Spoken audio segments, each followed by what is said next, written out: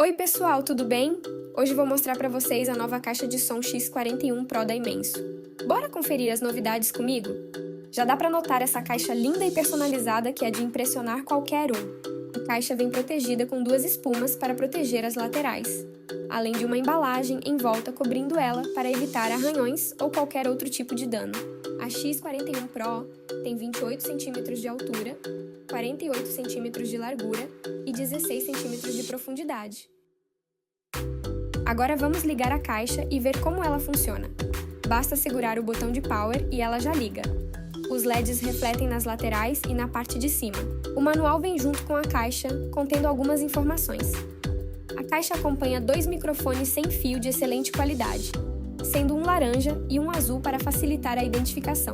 Para conectar o microfone à caixa, pressione o botão microfone na parte superior por 1 segundo para ativar a função. Para desativar, pressione o botão novamente. A caixa é equipada com Bluetooth 5.0 e tem uma potência de 300 watts.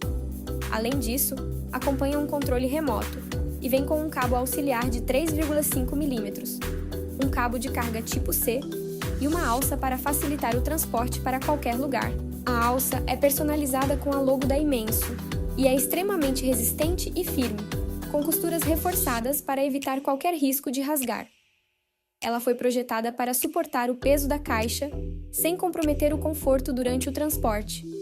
Além disso, a alça possui um revestimento acolchoado que proporciona um maior conforto ao carregar a caixa por longos períodos. O tempo de reprodução é de 9 a 10 horas com o volume em 50%.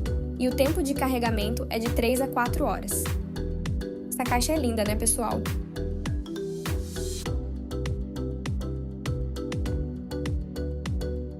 Na parte superior, temos alguns botões, incluindo o botão de luz RGB, que altera as cores de acordo com a música ou desliga os LEDs.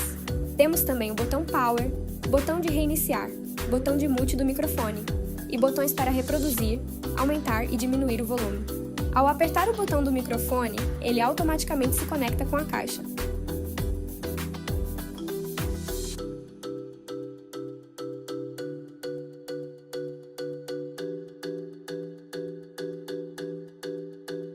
Na traseira da caixa, temos as seguintes entradas: entrada para microfone de 6,5 mm, entrada para fone de ouvido, entrada auxiliar, entrada USB, entrada para carregamento portátil, entrada para cartão TF e entrada tipo C. Bom pessoal, esse foi o vídeo. Até logo!